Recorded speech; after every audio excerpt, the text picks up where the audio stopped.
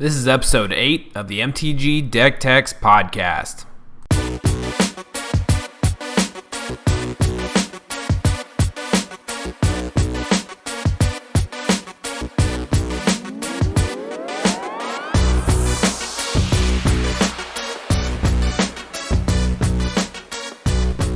Hey everyone, welcome to another episode of the MTGDeckTechs podcast.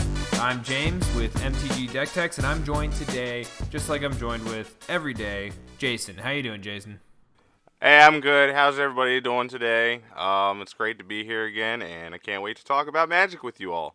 It is great to be here again. It's a little bit of a gap since our last episode, so we've got a lot to talk about. But before we go into that, we want to let you know that if you are in the market for any dice bags or play mats, any gaming accessories that you could be looking for, make sure you checked out inkedgaming.com. If you use the code TECHS10, TECHS10, you get 10% off at checkout. And then we also get a little bit of the money that you paid to that website in support of us. If you also like to support the show or our website or our YouTube channel, all of the content that we create, make sure you check out our Patreon page. It's patreon.com/the-MTGDeckTechs. And if you want to support the podcast directly, you can support us on our Anchor site, which is in the show notes and linked to whatever it is you're listening to this podcast on. You can donate directly there.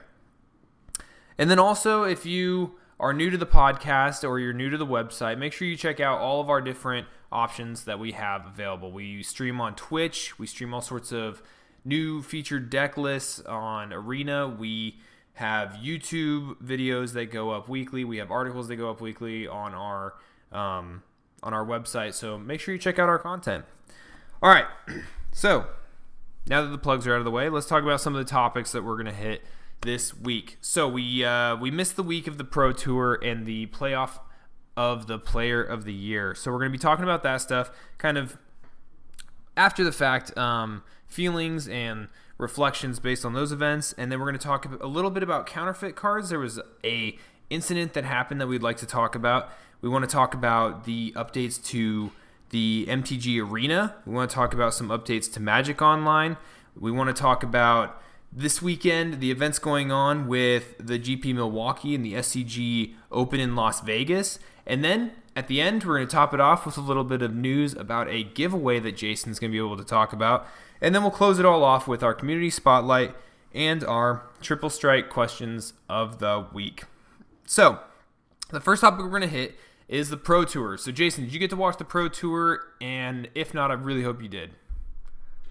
If not, you really hope I did. I caught a little bit of it, and it was sweet. Like, Standard is sweet to watch right now, and it was really good to see the pros and see what they're doing with their deck list.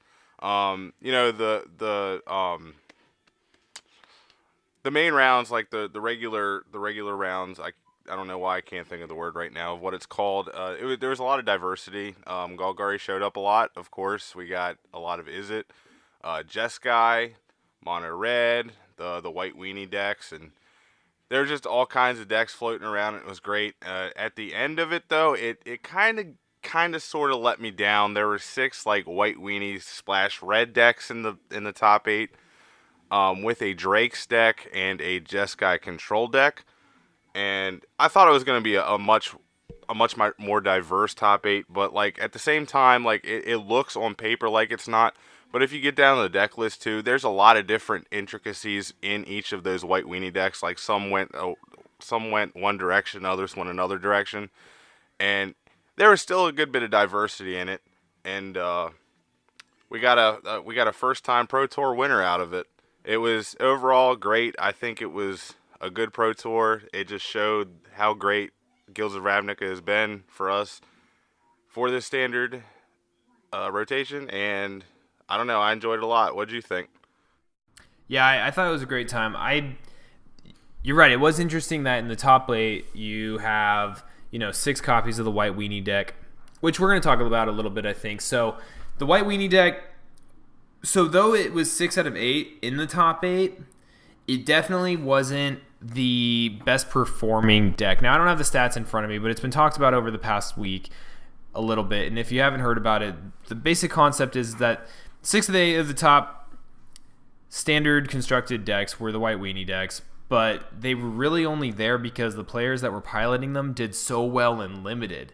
I think the best White Weenie deck up to that point went 8-2, and a lot of the undefeated decks, those pilots just kind of bombed out or just didn't do as well during the limited portions of the Pro Tour and didn't get there to the top 8. What I'm kind of confused about is why did they even play? Why were these players playing this White Weenie deck anyway? I mean, people are talking about it. It's definitely not the greatest deck. It definitely has a lot of weaknesses, but there definitely seemed to be a lot more of it than during the GP the week prior. Do you have any thoughts on that? Well, actually, the GP the week prior was Modern. Whatever the event prior to that was. I think the White Weenie gets under it gets under the Golgari decks, and like the Drake decks, they have to kind of build up what they're doing. They have to set up, so they're not all just like they're more doing what they're doing to set up for their turn 4 on. So the White Weenie deck's able to get under those decks and like pound in, and then just like, they're able to finish with either heroic reinforcements or just the massive creatures on the board. I think that it was a good meta call because it definitely gets under those decks. It gets under the Jeskai decks, and it gets under the Golgari decks to an extent. I mean, Golgari is like removal deck, but like you're completely right though that the limited portion really helped those players get to the top 8, and that's like I don't want to see draft in the Pro Tour anymore. Like, I think the Pro Tour is a good way to shine a light on the standard format, and it's a promotional tour. It's not necessarily, you think of the Pro Tour as like, oh, it's all the pros. Well, the Pro Tour in essence is the promotional tour. It is what everybody watches to see Magic the Gathering. It is a good way to promote their product, and they want to promote standard, so you buy packs. I think that just eliminating limited, you're going to see a much more diverse. You would have seen a much more diverse top 8. And the people that got in, they did great in limited, and they were able to ride out constructed, and that's why they were there, I guess. I definitely don't think you can. I don't want to go down this rabbit hole too much, but I definitely don't think you can get rid of draft in the Pro Tour, because in my eyes, the Pro Tour needs to be that culmination. If anything, I think it needs to be across more formats. Or if they do draft, I mean, because you're kind of right, they do kind of use it to showcase the products. Like, hey, look, these are all the top pros playing with the newest product that we have. This is how you should be playing with it, or this is the cool tech that they've come up with. But I think they definitely need to draft, but I think it'd be more interesting and more fun if they would do like, a cube or something, because, the card evaluation and drafting and limited skill, there is definitely a skill to that. I think if you're playing on the Pro Tour, you should be tested in that capacity. But aside from that, going back to the top 8, there's one event that everyone has been talking about and that I hope you saw, and I actually had the pleasure of watching, was in the semifinals with LSV in his version of the White Weenie deck, which had one card that none of the other White Weenie decks had. Did you get a chance to watch this? I didn't get to see it, but I heard all about it. Yeah, so essentially he was playing in the semifinal match, and he was pretty much dead on board, and he had his 4 lands out in a way that it looked like he had his Adanto's Fort, the tap 3 and tap it to create a 1/1 vampire token. And while his opponent is trying to, think through his attacks and how he's going to kill him, LSV is just kind of holding a vampire token and completely bluffing that he's going to use his lands to use the Adanto Fort and place out the vampire. And then, of course, his opponent swings out with everything, and he just taps all 4 mana and slams this Settle the Wreckage that completely propels him into the finals. And overall, just really exciting and really funny bluff to watch on the stream.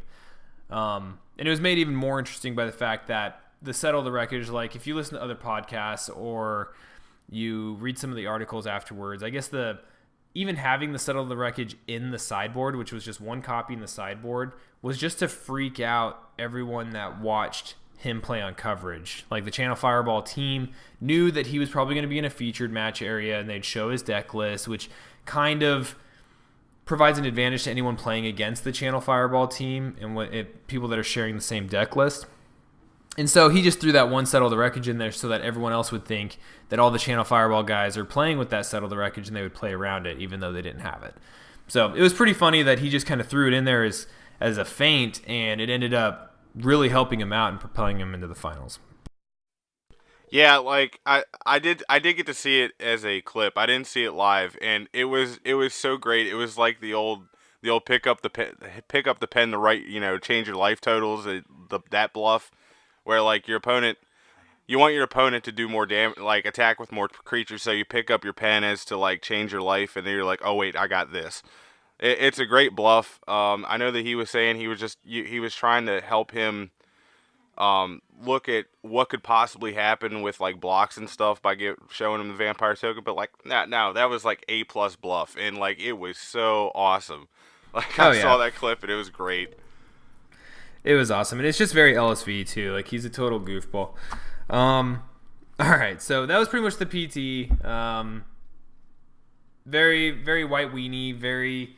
The event with LSV and that Settle the Wreckage is probably going to be a historical event for Magic. People were pretty hyped about that play, and especially with how he hammed it up on coverage, which is kind of unique. So yeah, okay, so prior to the Pro Tour, that Wednesday, I think it was Wednesday, it might have been that Thursday, we had the Player of the Year playoff, and did you get to watch that? Nope, I was at work. It was really interesting, though. So I was actually kind of thinking about that. So it was during the week, and it was during, I think it was like 3 p.m. Eastern time. Did you think that was kind of a strange time to actually host or actually stream this type of event, this caliber of event? I don't necessarily know. Like, they go, their like Twitch or whatever goes off of Pacific time, and they usually do stuff around like 10, 11, 12 Pacific time. So that's like normal for them. But I don't know. Like, I would assume that if you really wanted to if you wanted to have people see you, you would like stream later. I don't know, because like right in the middle of the day in the weekday, like most people work those times, and like I was at work, and I don't know. It is kind of strange if you're really trying to like push that for an audience. I don't necessarily know if that's a great time to stream it. However, I do see streamers like streaming during the work days every day, and they're getting in like hundreds and hundreds of viewers for Magic content. I don't know. Yeah, that's a good point. But anyway, it was really fun to watch. I thought that the way they did it with the best of one competition with 4 different standard decks each was really interesting. We got to see a lot of monocolored type decks, and they duked it out. And overall, Luis Salvato won Player of the Year over Seth Manfield. And it was pretty exciting, especially just knowing how much work both of those guys put in to get to that point. And you could definitely see it on Luis Savato's face when he actually won, how excited he was. So it was fun to watch. But then moving on into our other topics. So you mentioned before we got on an incident with counterfeit cards. Do you want to elaborate a little bit on it? Yeah, so Aiden Breyer, he's a 15-year-old Magic player. He's really competitive and really good. I forget what the event was, but he borrowed a humans deck to play in this event, and he was doing very well. He ended up getting disqualified because they found a counterfeit Cavern of Souls in his deck. After his disqualification, there was a review done, and he was subsequently banned for 18 months by the DCI. Now, my issues with that were what a lot of people had issues with. He's a 15-year-old kid playing a $1,500 deck. How does he afford that? He can't afford that. He borrowed the deck from somebody. And it was, apparently the Cavern was very like well done, because apparently he was taken for a deck check prior to this, and they didn't even spot it. So like I don't know, like it's not his fault for that, I guess you kind of have to take responsibility for knowing what's in the deck that you're playing. But like, he borrowed the deck from somebody. It had to have been just a mistake. It's not. It wasn't. There was no ill will in it. I would highly doubt. And I don't know. Like the whole community was up in arms about it. Well, after I don't know if it was after the community like flare up, but he was subsequently unbanned this past week. His ban was lifted, and he is now able to play in events, and that's a total win in my eyes. Yeah, definitely. I mean, from what I understood of the situation, it seemed completely unfair. He had already had a deck check, which means he, in his mind, is already cleared. It's a deck that he doesn't even own, and then, he has this hanging over his head as a young, aspiring competitive Magic player that he's not going to be able to play for 18 months. Now, I would like to ask, though, what if, let's say it's not him or whatever, let's just say it's another individual, and they bring a deck intentionally with counterfeit cards. What do you think about an 18-month punishment if caught? Do you think that's still justified or not, or what are your thoughts? All right, so with counterfeit cards, I don't think using counterfeit cards, unless I don't know weight distribution, whatever, but you're like randomizing your deck. I don't think using counterfeit cards is a cheat, honestly. I don't. I might sound weird, but I don't see using counterfeit cards all that bad. It is bad, sure. I think counterfeit cards are more worse in the secondary market in the financial aspect.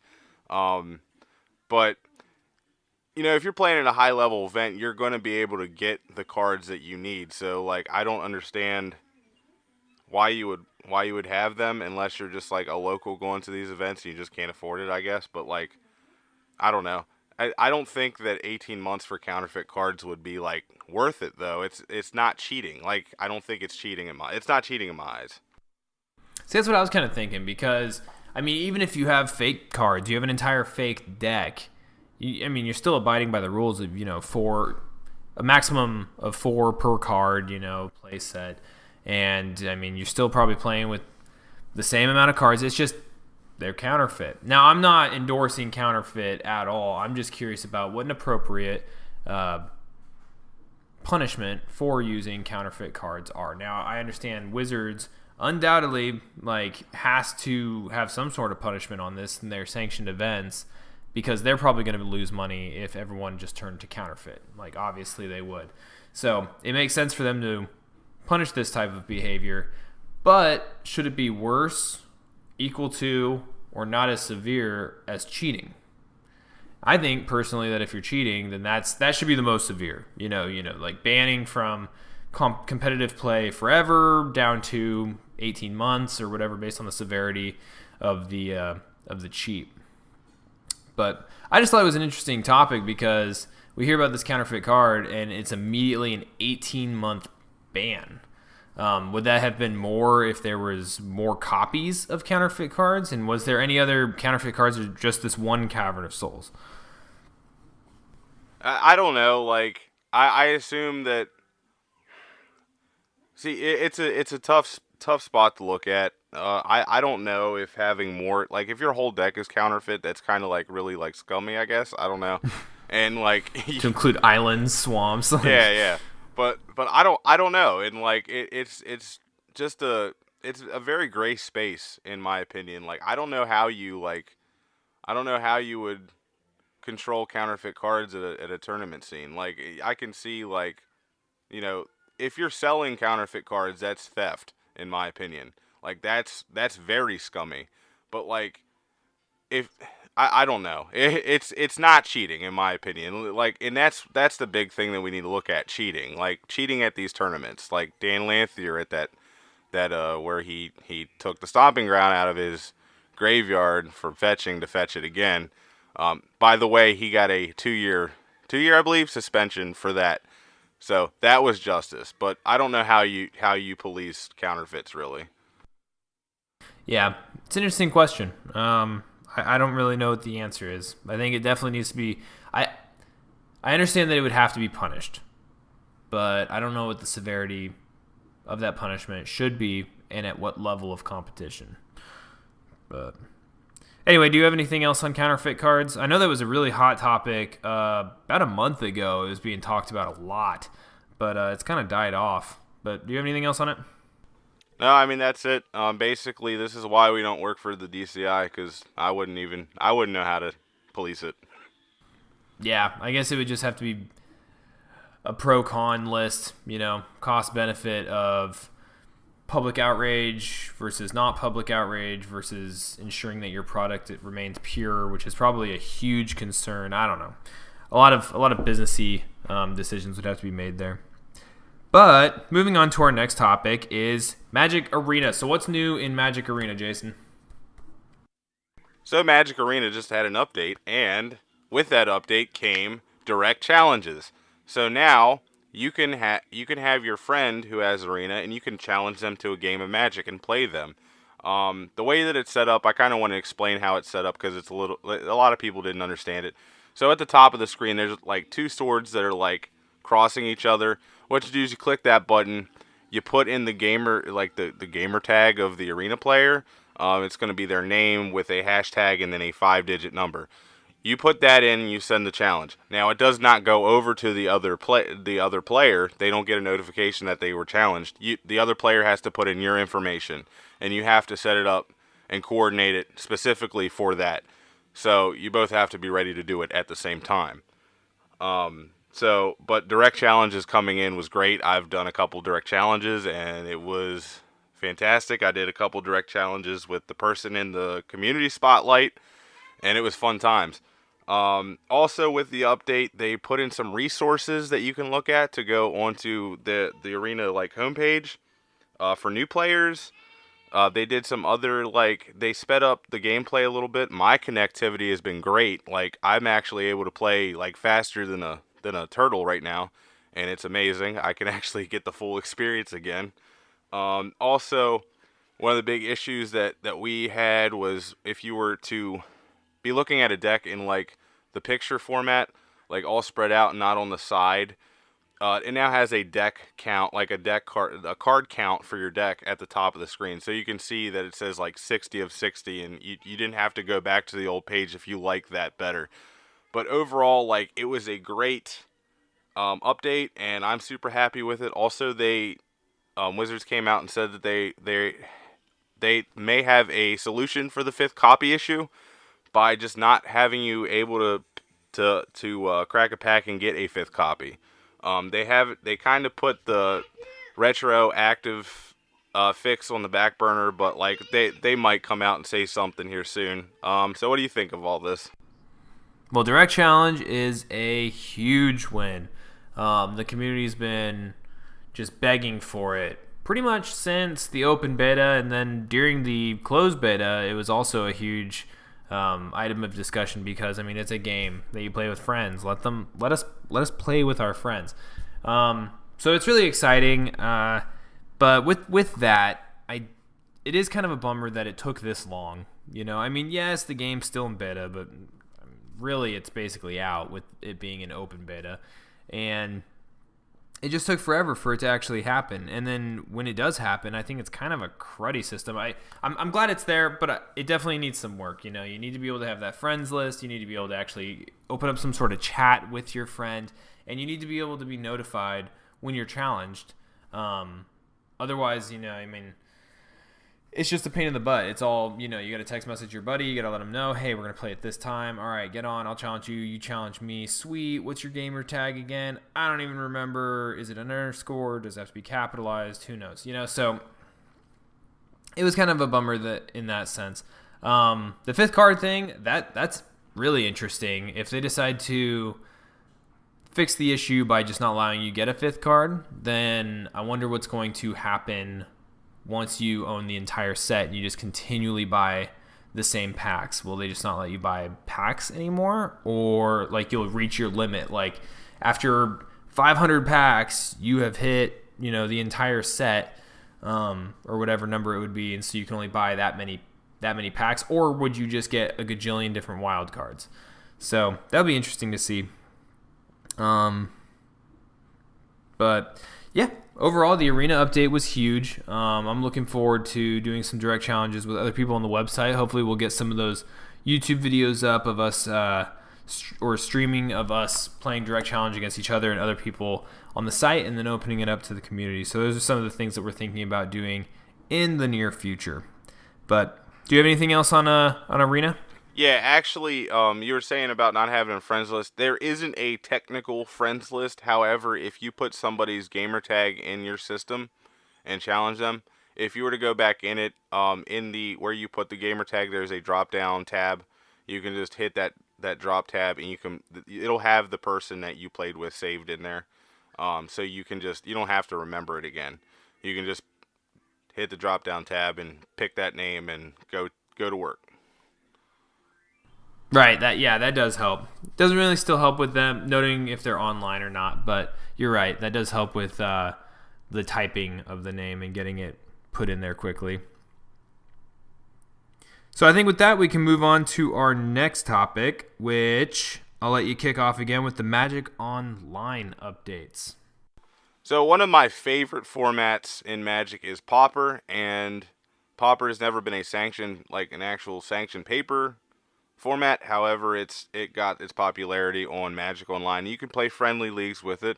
Well, now you can play competitive constructed events with Pauper. You can play Pauper competitive constructive leagues, and with that comes the playoff points, the Mox points that you can actually now accrue them through playing Pauper in these competitive leagues.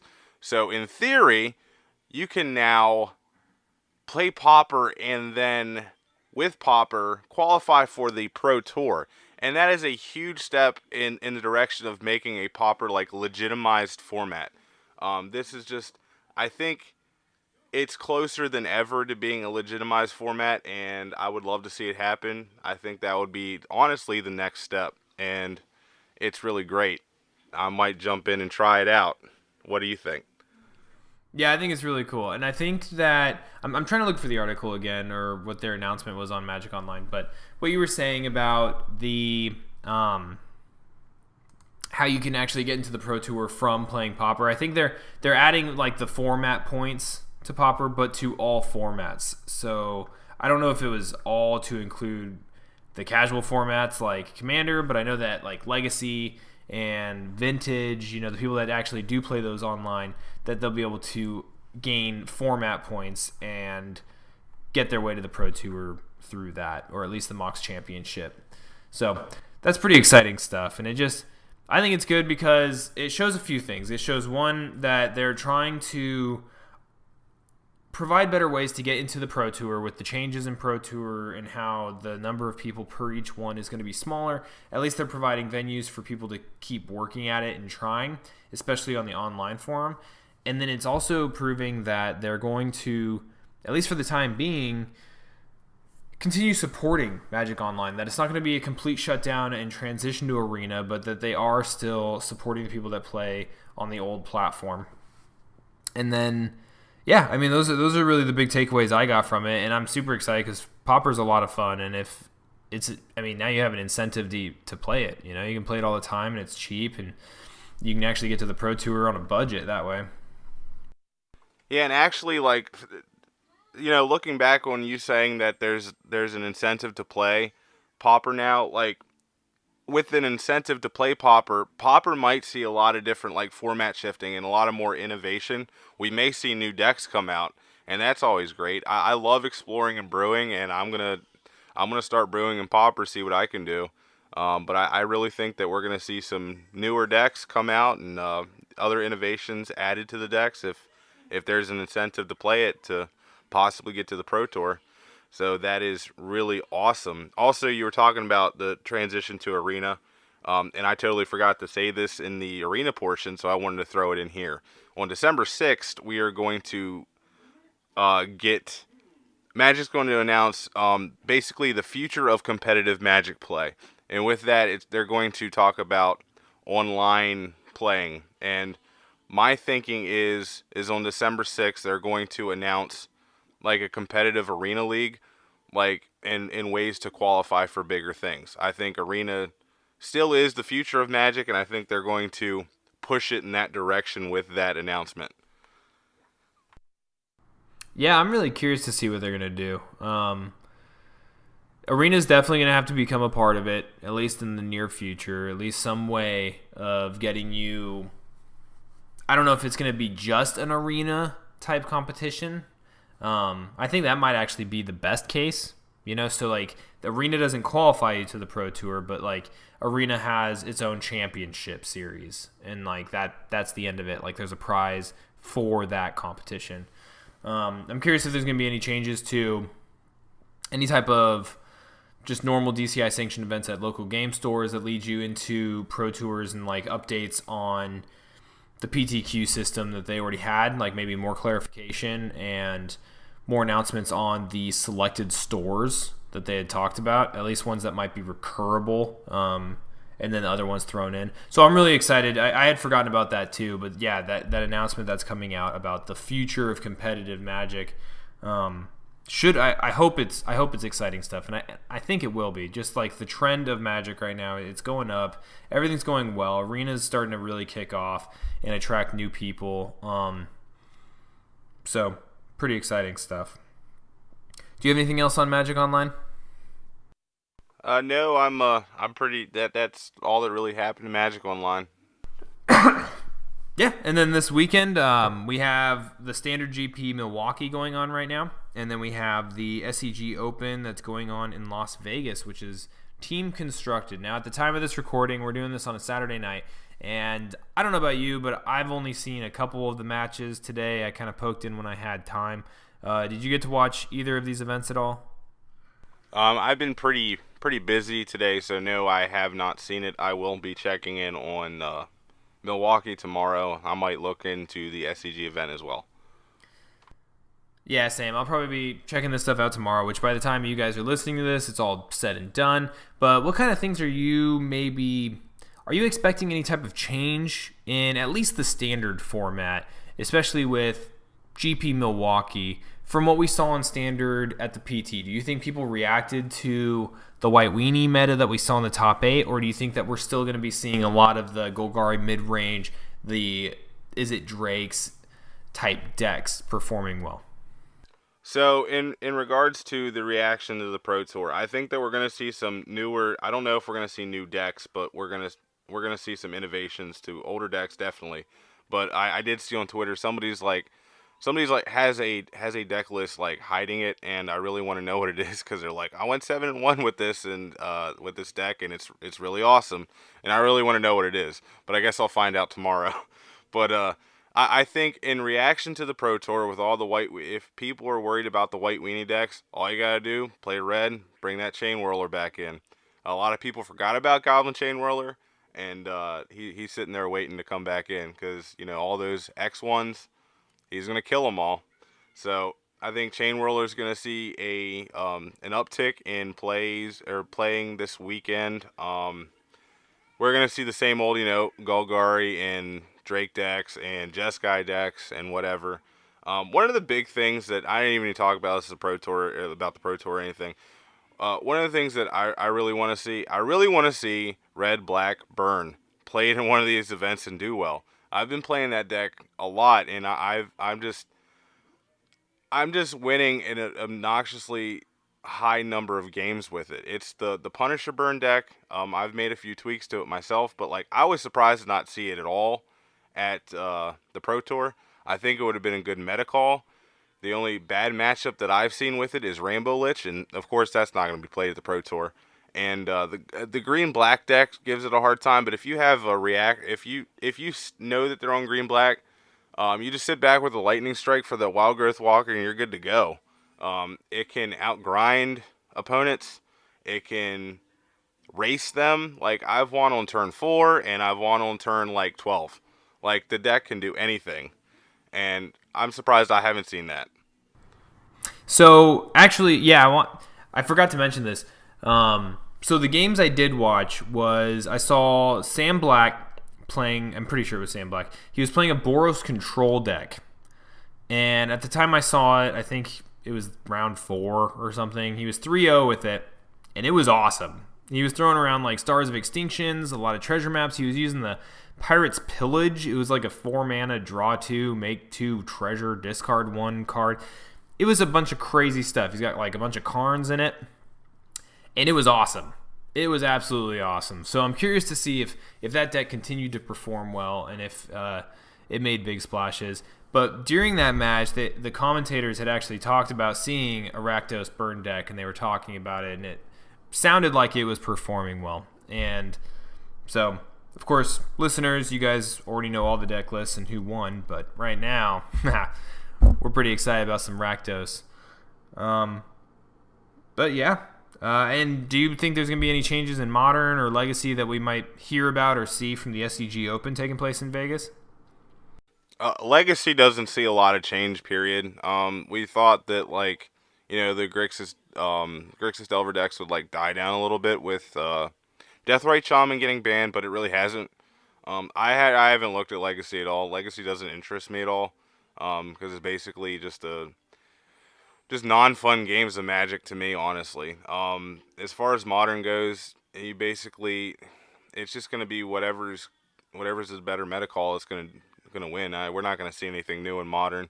Really, the only times you're going to see a lot of new things happening in Modern is during a set release, and we're halfway between guilds and allegiance, so I don't think we're going to see anything like new and exciting in Modern.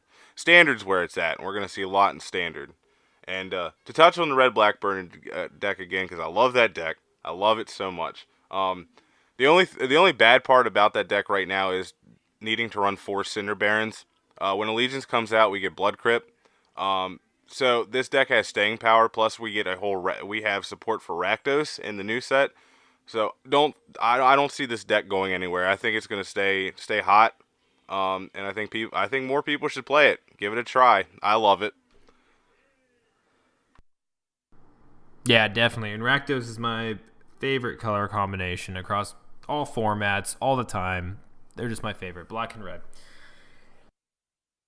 All right, so I think that basically does the show. But you have a special announcement that you wanted to get to before Community Spotlight, right?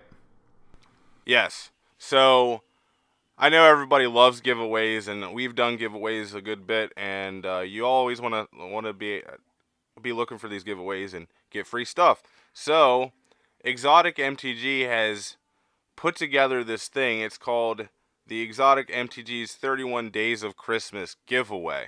So in the whole month of December, starting on December 1st, there is every day there's going to be a video released from a content creator from the 1st to the 31st, giving something away from that content creator.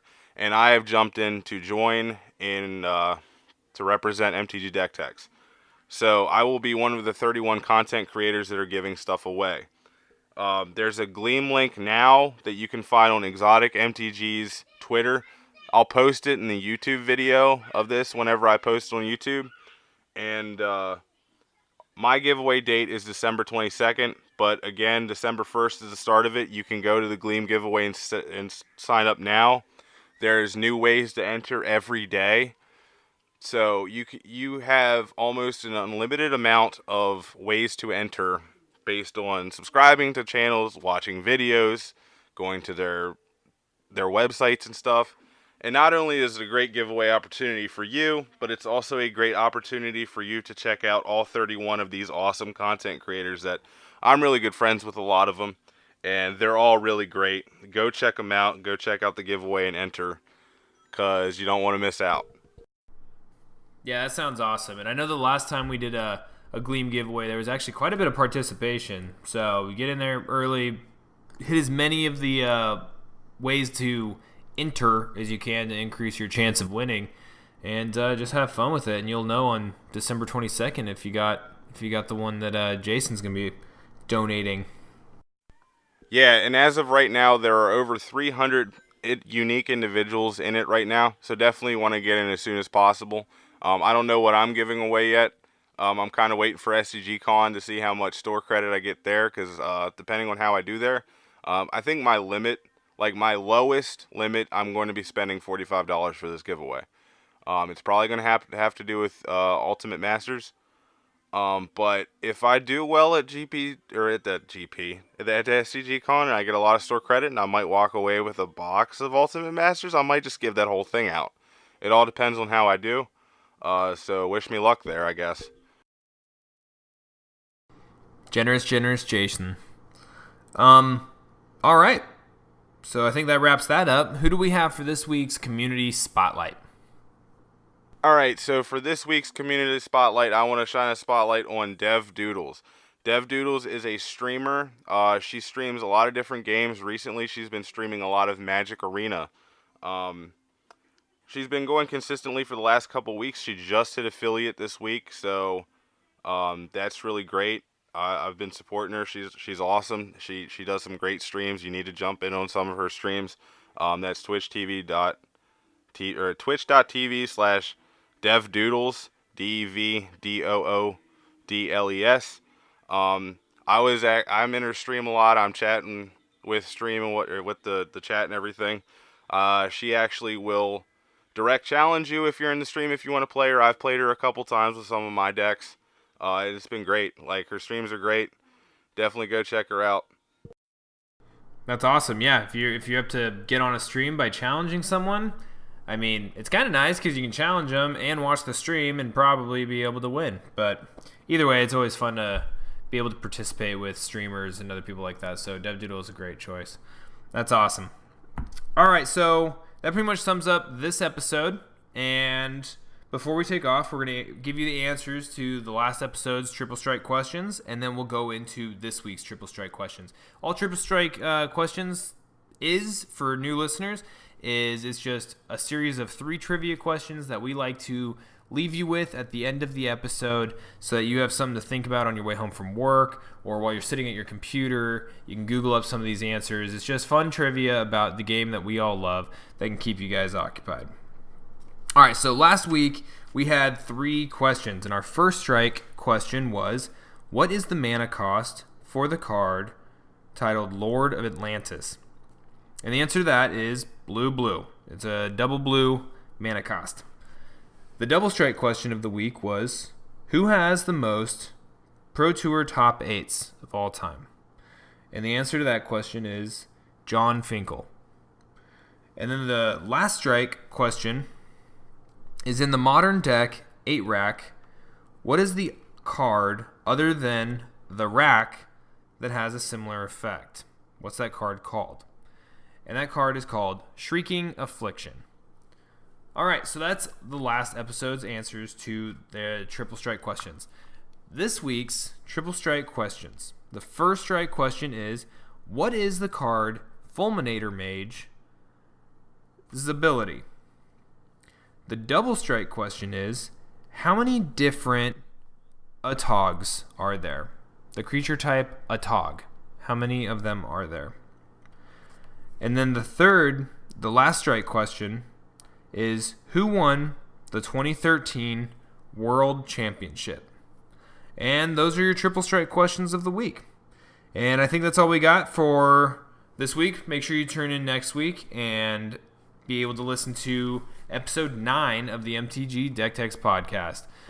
This is James. Make sure you hit us up. You can hit me up directly on Twitter at JamesRMTG, or you can hit us up directly on email at mtgdecktechspodcast@gmail.com. And if you have any questions, we can read them on the air for you, and we'll be able to get back to you that way. Jason, how can they get a hold of you? You can get a hold of me on the old Twitter at T2TKS or at MTGDeckTechs as well. All right, perfect. This was great. Sorry for the break in time between last episode and this episode. We're trying to hash it out, but this was a lot of fun, and can't wait until next week. Bye, guys. Have a good one, everyone.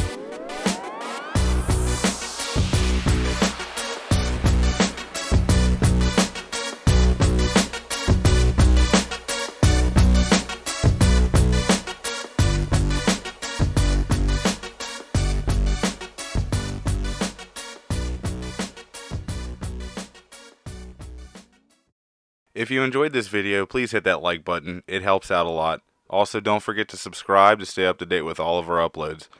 You can follow us on these platforms here at MTGDeckTechs.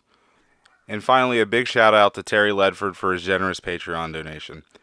If you would like to become a patron for MTGDeckTechs, please click the link down below. It is not necessary, but it helps us out quite a bit. Thank you for watching the video, and we will see you all again soon.